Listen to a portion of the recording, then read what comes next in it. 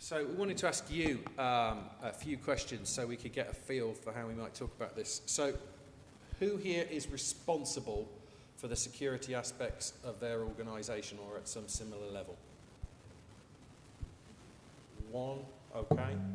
Jignash, we got at the back there, okay. Who is accountable? Half a hand over there. Who is consulted on about security matters? Few more of you, okay. And which of you is informed about security matters on an ongoing basis? Okay, still not a lot. Who's sitting there going, oh my God, what do I have to pay attention to here? All right, some honest people right at the back there. All right, gentlemen. Are we getting paranoid, seeing as this started from a conversation in the middle of the year? Are we paranoid, or are we being naive about our response to security threats to organisations and individuals? I will start because I did ask this question. I don't think we are that paranoid yet, but we should. Yeah, because I think there's a lot of ignorance about cybersecurity. You know, we've all heard about it, but we don't really know what is it, and we don't really know what to do about it. And for us on this panel here, many of us have been responsible for technology solutions for our organizations, like software products and stuff. How much of that have we taken into consideration in the past? It has always been an afterthought. So I think it is definitely something that is beginning to have to make its way into our consciousness. It's almost like I would call it like public health hygiene. We need to think of it that way, right? That it's something that matters to all of us, not just somebody else's problem. I think the more we think about this, the more paranoid we get, and quite rightly so. And to the extent it'd be difficult to get any normal work done. So I think it's an area that people involved in this directly have to balance that. So we have to do what we can. We have to assess. We have to rate the risks. Limit what we can do, but do something to address it. I mean, an analogy just popped into my head, really, that, I mean, how many people appreciate when they send an email on the internet? It's like sending a postcard in the general post. And as you know, would you put certain details that you put in emails, would you write that on a postcard and stick that in the post to someone on the other side of the country, knowing that everyone who handles it, comes into contact with it, can read it? You might think twice about what you put in emails, because that's exactly what's happening. Anything that handles your email between you and the recipient is able to read it and digest the information. The thing is, there's so much of it going on, a bit like the postcard, is that who's going to be interested in your private life and things like that? So you kind of get away with it, and therefore you become desensitized to the risk. So I think this is it. We're fairly desensitized to the risk most of the time, but when we actually stop to think about it, it's a very scary world. Yeah, I think if you can say that, as the industry as a whole, I think is still pretty naive, especially when we think about, I mean, the main type of authentication we use for our precious content that we sell at very high prices is IP-based authentication. And that's just like, I mean, like having, if you bought a new house and you have some really expensive Picassos or whatever hanging in your living room, and you would secure the door to your house with, I don't know, A 3-digit PIN code or something. Yeah. So that's, I mean, that already shows that I think security is not really built in from the beginning.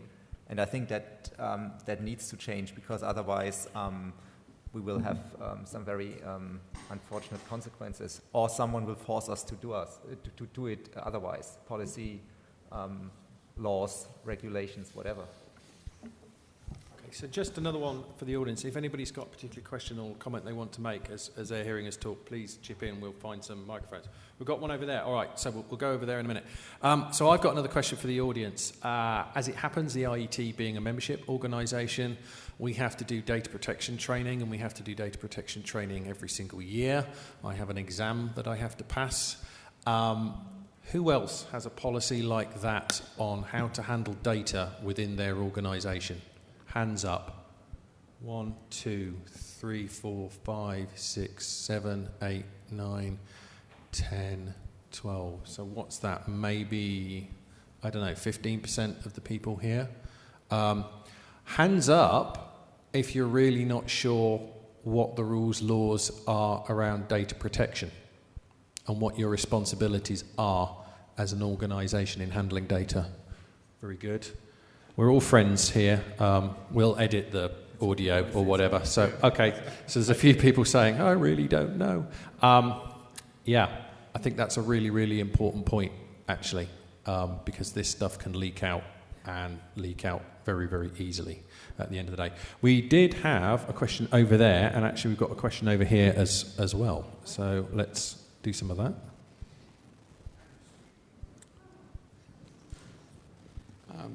Of course, we're hearing a lot about the different ways that injections, whether they be SQL, whether they be Java-based, can infiltrate our data. But we're hearing about it from two different perspectives. The demo was user-based, so it was a targeted attack, whereas the graphs and the list was enterprise-based. Now, the people here have the same two sets of conundrums. How do you protect their own data and the data of their customers through user-based infractions? And then there's the enterprise-based infractions. So my question is, which one are we talking about, and how do we differentiate what steps need to be taken in order to prevent against those two types of attacks? Anybody want to handle that? Or I'm happy to have a first stab, but unless you go on, Freddie. I'm happy to start. I think it's both, because you can't really distinguish between what is personal and what is enterprise. Right? For example, your mobile phone, if you leave it unlocked and you lose it, whether is it personal or enterprise, you are subjected to the same risk. And this is the kinds of things that we're talking about, very basic stuff in terms of what we need to know and what we need to do, just like the way we grow up about protecting our health, protecting our household. We need to think about the same way with regards to what we do on the internet, right? So. Yeah, so again, for the IET we run, actually, let's ask another question in the audience, actually, let's ask it back. Right, who is on the receiving of penetration tests run across the organisation?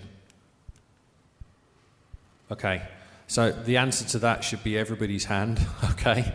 The IET, we run penetration tests on a fairly regular basis, and we run two kinds. We run the pay someone to see if they can break into our world type tests, okay? And we do the other kind of penetration test, which is basically the social engineering penetration test. And we try and see if anybody can gain access to any of our systems in that way, and we try and build on those learnings. I would guess, judging by the response to that question, that the IET, we, by happenstance and circumstance, I think probably take that kind of stuff particularly seriously. Maybe it's because we're a member organisation, but certainly for me joining that organisation, it was quite an experience to see that different approach taken to things.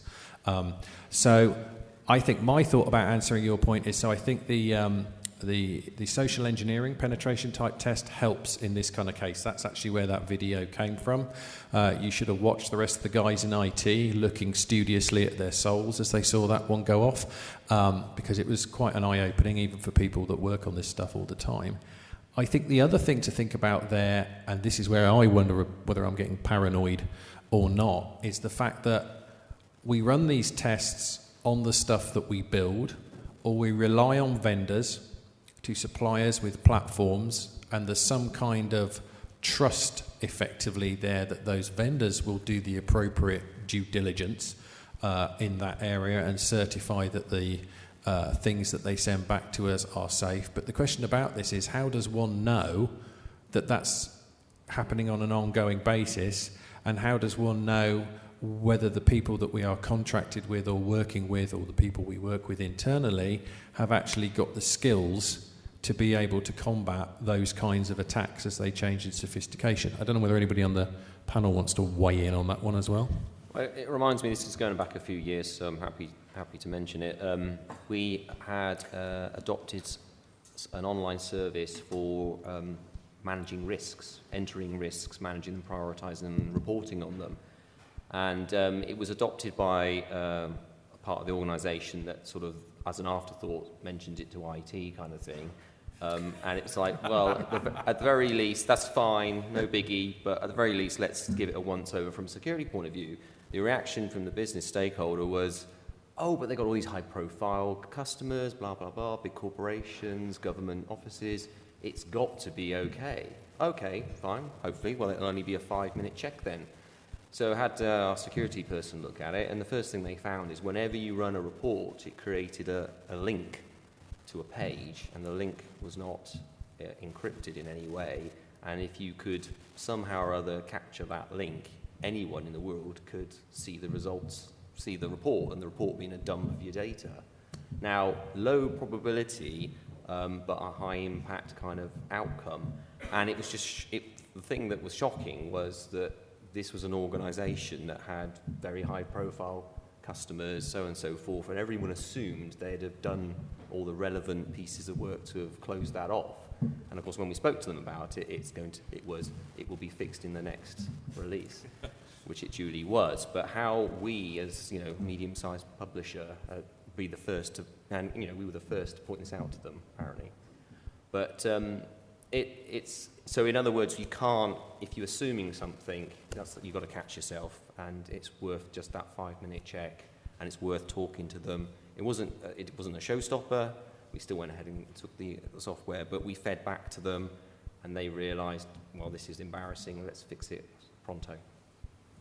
Yeah, and I think we do all kinds of due diligence checks. We check like the financial health status of a potential service provider, for example, or vice versa. The service provider checks the potential customer, and there's certain regulation in place for credit card data, for example, PCI compliance and all that. So there's areas where this is totally normal, and I think it just has to become pretty much the norm for security-related questions too. It just has to be part of the process. Another one. Sorry, go on, Freddie. Go on. No, I think as a part of the IT industry, you would find that there's two groups of people. One group that would say, yes, they are doing something because they have an information security function. So at least you have somebody that says, I'm going to remind you and you're going to do something. But I think there's also a big proportion of that, of the organizations out there where IT has got that responsibility, but they have yet to do anything. And I think that is really, really scary. And that's why probably in those situations, yes, they would have signed a contract. They would assume that the vendor would be all okay until something happens, and then you suffer the consequences. Yeah. So we are doing data collection on you, just to be transparent about that. So does anybody actually see anything when they're looking at their business justification documents? Anybody actually have something at the bottom of the little tick boxes of all the stages that it's had to go through before it gets some kind of approval? Anybody look at anything on the software side that's got something with security? Yeah? Okay. Would you care to share that? Yeah. Okay. Yes.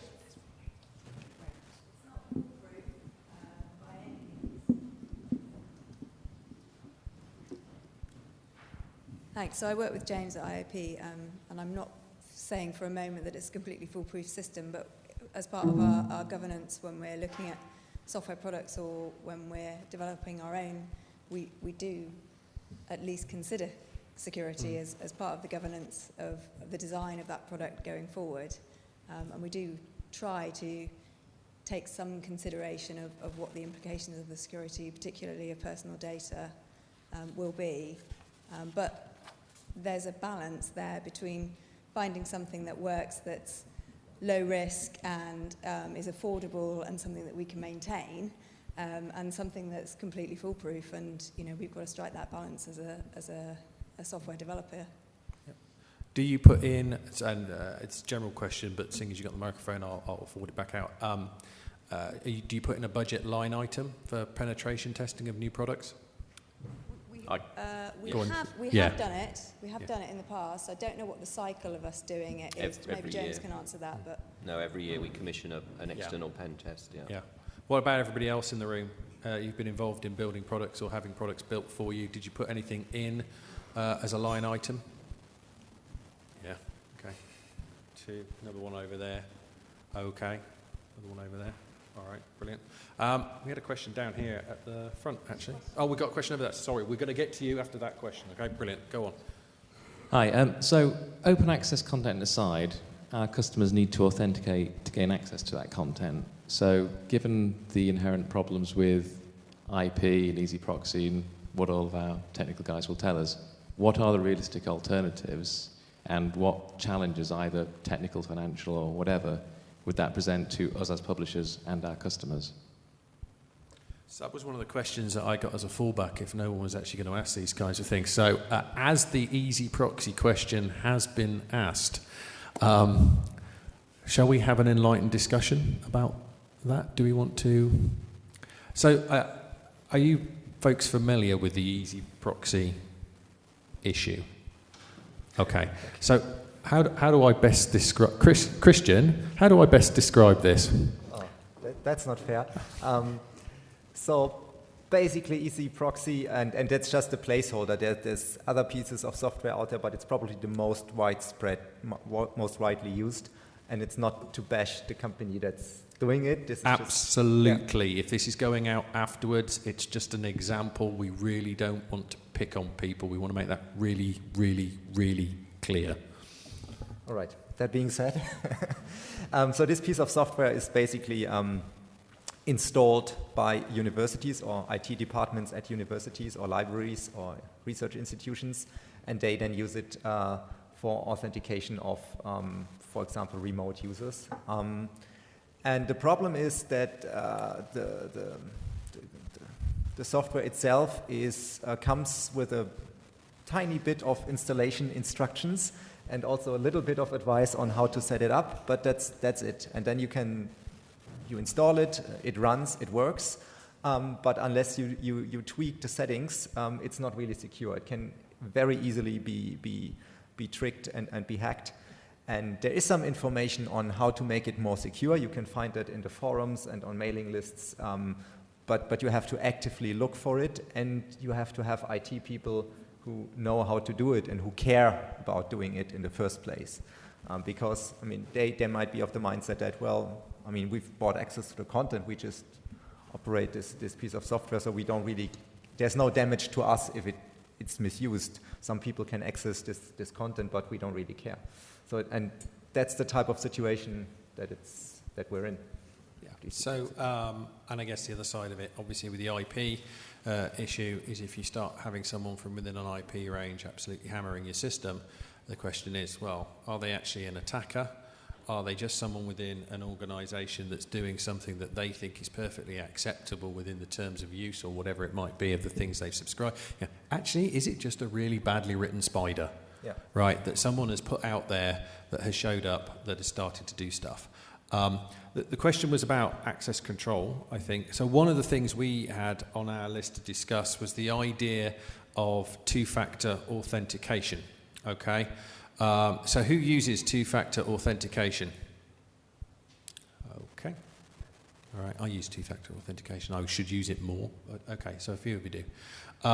So the idea of that is that obviously that you've got something else, that it sends something to you to check that the person that's asserting that they have access to a site is actually the person who they say they are at the end of the day. Typically you do it by sending a code or something to a phone, and the person inputs that code back on the site, and that's how you complete a cycle that tells you that you are who you say you are at the end of the day.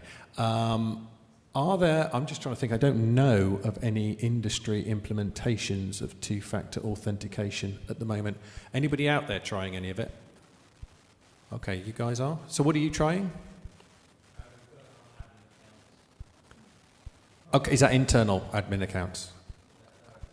Okay. Okay. What for? What platform? Are you able to?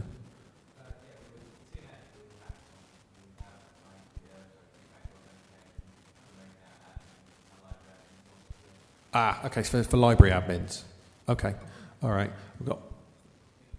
So we give you two-factor authentication in a slightly different way. We don't require the user to verify the sources, but we, on the back end, will have another verification, and that is again for administrative accounts, both on a technical level, and then publisher super admins, and then other admins. Okay. That's for all of the admins. So a question I had, and it was an open question, really is if we're going to do something like two-factor authentication, to actually sit there and say this is something that should happen industry-wide, then actually it needs to happen industry-wide, which actually means we all have to agree on the same basic ways in which something like this is going to happen. Because the worst thing that could happen is we have a whole bunch of different suppliers supplying different variants on two-factor authentication, because that simply doesn't work. Yep, cool. So definitely don't want to reinvent some of the standards work going on there. Are you familiar with the FIDO Alliance? nope. Tell us more. FIDO Alliance is a collaboration of, it's like PayPal and Facebook and others that are getting together to figure out how to make multi-factor authentication more ubiquitous and easy for people to use by using their phone plus a password or things like that. But they've got some interesting work coming out that's worth you checking out. Yep. Thank you for that. Like a dog, FIDO, F-I-D-O. Certainly the issue, probably patently obvious from that discussion, was it's about the balance between convenience and how irritating it is to try and get into anything online versus maintaining a minimum and reasonable amount of security, and not just in terms of preserving the resources and the content or what have you of the source publisher in that case, but it's also how that an exploit could reflect back on the individual that's involved there, and it could lead to them losing personal information, not necessarily from the host system, but from their own home system or work system or what have you.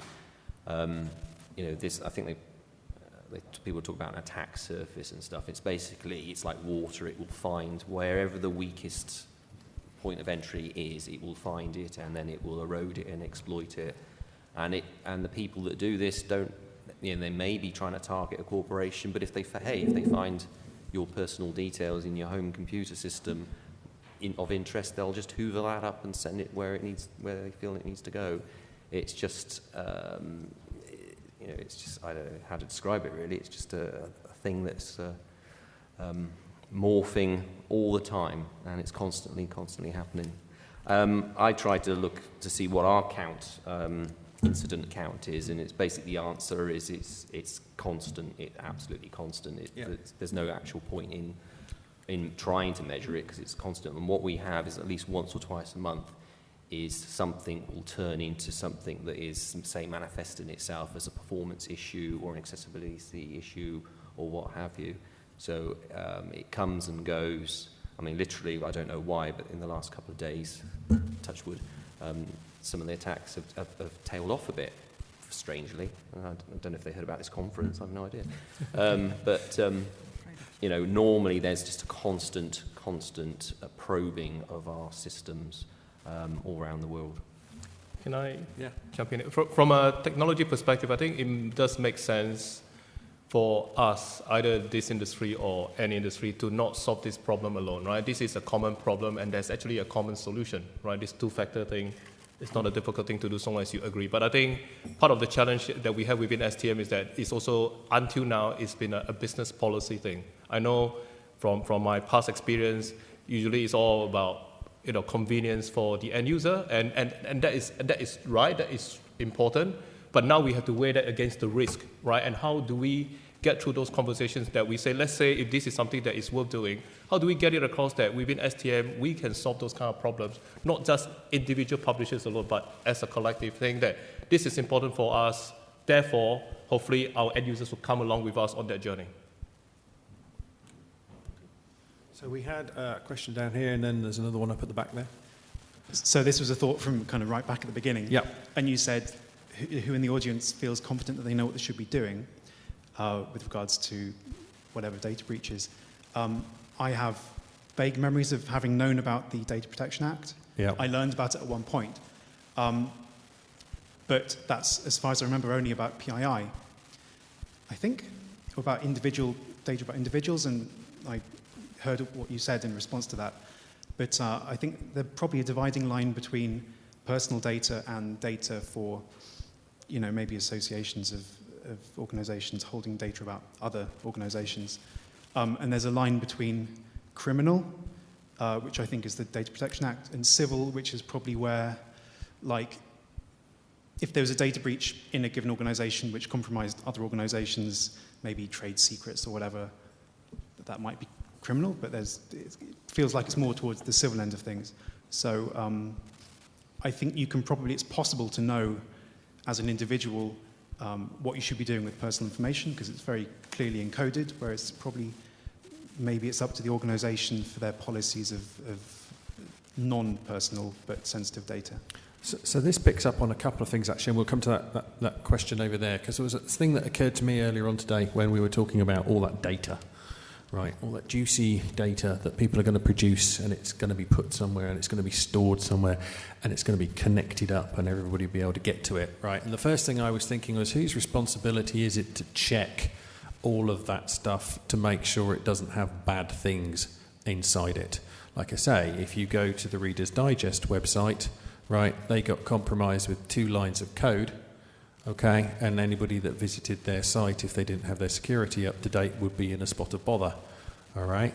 So that was something that occurred to me, because there are lots of ways that you can hide malware and nasty things inside of file types of all different kinds at the end of the day, and I didn't know whose responsibility that might be. But speaking as someone working on the IT side these days, I would be very, very nervous about trusting the security of the insert name here, University of, that they had done their due diligence on that stuff, to be honest with you. So that was something. The other thing I was thinking about that in the context of what you just said is you can get a lot of personal information inside of those files. Right, that's the other side of things that just occurs to me as we're sitting here. So what do we do about that? What's our responsibility as publishers of perhaps linking to health data sets that haven't been properly sanitized or anonymized to the extent which they can be anonymized, so on and so forth. The other thing I would say, and choosing my words carefully, is the phrase, everybody knows what their responsibilities are. From personal experience, that may not be necessarily true across an organisation.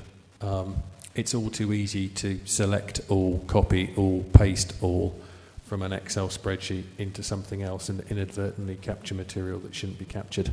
Will be my observation to that. I don't know if anybody else wants to wade in on this one or not, but well, I think as hard work as implementing PCI compliance was a few years ago, it was great that it's happened. Not only did it implement and deal with the credit card handling situation, and like a lot of organisations, we outsourced that effectively, removed it from and we ran through all our data sets and basically were hunting for credit cards information and got rid of it. We have scanners on our email system, so anyone sending, because people, it's a nice industry and people are very trusting, and they will email us their credit card numbers and the personal secure code and so on and so forth. It's really nice of them to do that, but we can't store it, we can't touch it really, and we have systems that intervene and tell us this is happening, and we can then deal with it. That has to go through a third-party WorldPay, PayPal, whatever, site there. So we're fortunate that we're not an organisation that has to store that. Therefore, were we, God forbid, ever to have an exploit, it's not there to be taken. We don't have people's medical information. We don't have their date of birth and so forth. But we have other things, other sets of data that, as was pointed out earlier in the presentation, that other people would consider sensitive or personal. And this is it. Data sets mean different things to different people, and we've got a wide range of constituents that we serve, and we take it all really rather seriously, I think. So just to pick up on that, so we have a third-party supplier that helps us do a bunch of our community work, and they're a US company, and because we have a bunch of engineering social networks, obviously the whole safe harbour story that you just heard about earlier on caused us to get quite exercised about that situation. And to their credit, the company concerned has taken that in hand, and they have sorted out the new contracts. They actually did that proactively, and came back to us and said, this is coming, we recognise this is coming, this is how we're going to sort it out. Because obviously if you are on a social network, then you have personally identifiable information, and it's held as part of that business. So that was one of the things that just cropped up to us quite recently. So yeah, safe harbour for anybody that's dealing with that. We've got one question over there, and then I'll come back to you. Yeah, okay, brilliant. So we've got one over there. I guess I'll make this more of a comment in relation to what was said before. Given that a lot of people here have to be realistic about expectations about what they can do and what they can get their users to do, I would just want to reiterate penetration testing as opposed to asking your users to do more.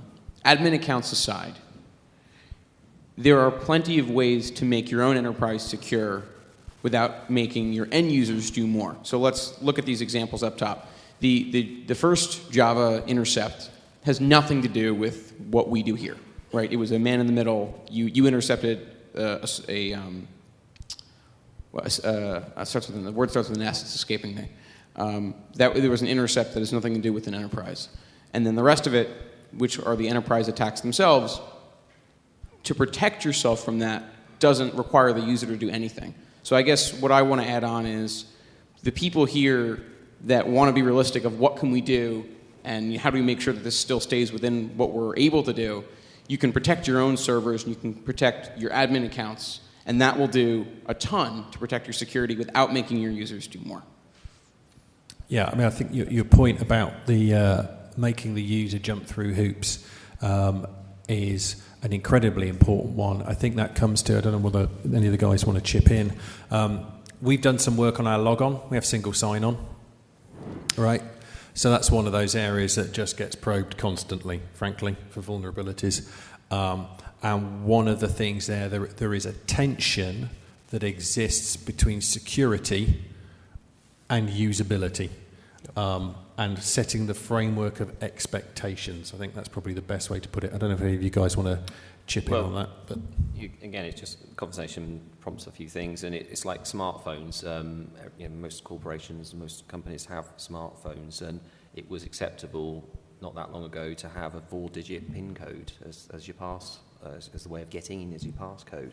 I mean, that just isn't acceptable anymore.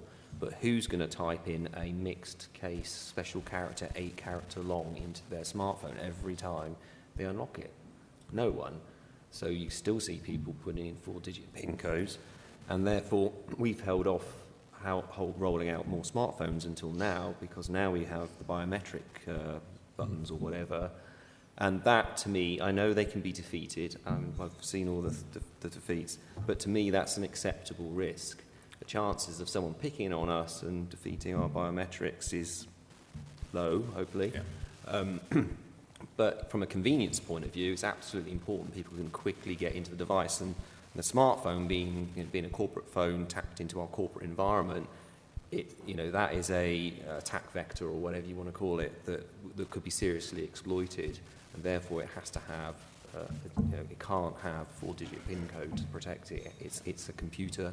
Full-blown computer, and it needs proper protection. It'd be great to make it 2-factor in some other way, or 2-fingered or something, I have no idea, but face recognition or something. But all of that I understand can be defeated if you try hard enough. And I think to answer that question earlier on, on the pragmatic front, I totally agree with you. I think pen test is something that everybody should be doing and doing regularly. So if you're not aware of it, you're not doing it currently, then the recommendation is get your IT people to do something about it. It's not a difficult thing. It may cost some money, but it will be worthwhile. It's not going to be foolproof, but that is your first line of defense, right? So that is from an organizational perspective. From a personal perspective, I think we all also have a responsibility. I know you talk about the smartphones being difficult, but in other instances when you are using a website and you have a username password account, how many of you have very simple passwords? I think many of us fall under the trap of having something simple, easy to remember, never change, use it for everywhere. Those are the risks that we're exposing ourselves to. So I know that is a difficult thing to do in terms of the convenience, but then we have to again weigh out the risk. That is something that is within our control, and that's something that we can do something about. So this picks up on your reference to the safe harbour kind of changes. So you identified a specific thing that exercised you. What I've been wondering is how much an organisation should be panicking about this coming change, whether they should be laid back, because there is a chance that we've taken it for granted that if we want to transfer data to the US and it's got those magic words, safe harbour, thinking of organisations such as Amazon, Dropbox, all those things that might underpin a way an organisation operates, that come next year, there could be issues, and I'm not sure what the extent of those issues are and how much someone should be running around saying, what are we going to do? Can I jump in on that one? Okay. I would say anybody that's heard the word safe harbour and is in a position of responsibility ought to be asking the question, what does it mean to my organisation, and just seeing what the response is. What I can say for us at the IET is that we've gone through all of our contracts and we've checked, and we're drafting new model contracts and insisting that people sign up to those things. We have a team on it, and to be fair, it was great from my point of view that we had, I can't believe I'm about to say this, but it was great that somebody from compliance came to, yeah, hey, how the world turns, eh? Came and sat down next to me and said, can you tell me what contracts you've got with what suppliers and where they are, so I can take a look and tell you what you need to do, if anything. As it happens for me, there's only one that's definitely come up at this moment in time. To follow up on that, and I don't know if you guys want to wade in, there's one other court case that is very, very important, and I would urge absolutely everybody in this room to pay really, really, really close attention to. It's Microsoft versus the Department of Justice. Hands up, who's familiar? Anybody? Okay, so a few of you. Right. The rest of you need to get familiar with Microsoft versus the Department of Justice. I'll give you a helping hand. Go to Ars Technica, ARSTECHNICA.co.uk, Ars Technica. They have a set of very, very good write-ups on the background to that. But essentially, in a nutshell, the Department of Justice is arguing that US laws do not stop at US borders. They're saying that if you are a US organisation and you happen to have servers, and it doesn't matter where those servers are actually located, if the Department of Justice can make the case that the parent organisation is the organisation that they need to care about, all the servers underneath that come under the jurisdiction of the US Department of Justice, which means they can go in and get the data off those servers. They don't need a warrant. They could just go to the organisation concerned and grab it under Section 211, I think it is, of the Patriot Act. Okay? Pretty much everybody in the US tech industry is up in arms over that, because obviously if you're, I don't know, a provider of cloud services, oops, all the data on those services comes under the purview of the Department of Justice if they win that case. It's a massive one. It's gone to the Supreme Court, and so it's well worth paying attention to that one, because actually if that one goes down in favour of the US government, the ramifications for the tech industry will be, an earthquake of just incredible proportions at the end of the day. I think lots of people are already trying to set up EU and other country firewalled versions of the services they offer to try and get around this. But if you're an organisation that uses Office 365, you're screwed if they win, because all your data, they don't even need a warrant. Just to put this into perspective, right, there is a mechanism that exists for the US Department of Justice to go to the equivalent in the country where the server resides and say, we have reason to believe that criminal activity has occurred and that data is held on this server, we request permission to get that data. So there is a mechanism in place to get that information. They just don't want to go to the trouble of using it. Okay? So that's a follow-up on Safe Harbour that's coming. Are we running? Did you guys want to add anything to that one, or no? Do we have time for another question, if anybody's got one? Okay, so let's do those two. All right, okay. Okay, I'll make this one quick, David. One thing missing, I think, that you haven't mentioned yet, which is just, and I'll frame this with, there's a tweet that just came from Eric Hellman. He was talking about the Library Digital Privacy Pledge, which is a long thing that is actually quite important and extremely simple. What they're asking everybody to do is to sign up to make sure that your websites run HTTPS only. Very, very simple. Actually, not just about protecting the privacy of library users, it actually protects people against other kinds of man-in-the-middle attacks and threats generally. It hasn't been mentioned yet. I wanted to flag it up because it's very simple, it's very, very easy to do. I could just do your job and say how many people here are running HTTPS only. Okay, so everybody needs to know about that. If the panel want to comment on that, that would be great. For my only comment on that one is that yes, we're doing HTTPS only where we can. When we first discovered it, we discovered all the third-party things that didn't have certificates that worked, which means that you kind of get HTTPS but not. So it's been a bit of an annoyance trying to go through that and unpick all those annoying little bits and pieces, but we are getting there. There was another question over there. Heather Flanagan, I'm very sympathetic to not wanting to put burden on the users, but unfortunately users are very schizophrenic and kind of insane. All of these laws and directives are coming from people who are demanding their privacy back. And then when you say, okay, have you read this terms of use or anything? Have you done anything to enable your own privacy? Well, no, that requires an extra click, and I don't want to do it. Unfortunately, publishers are going to get caught in the middle of that, where you are going to be required to piss users off. And I just don't see a good way around that. But if we do that together as an industry in a coordinated way, then it would help. Yep. Would it be more acceptable? Yes, and on that note, this we see as the start of a conversation. It started over a couple of lunchtime drinks and a nice meal earlier on in the year. It was a proper. It was sorry.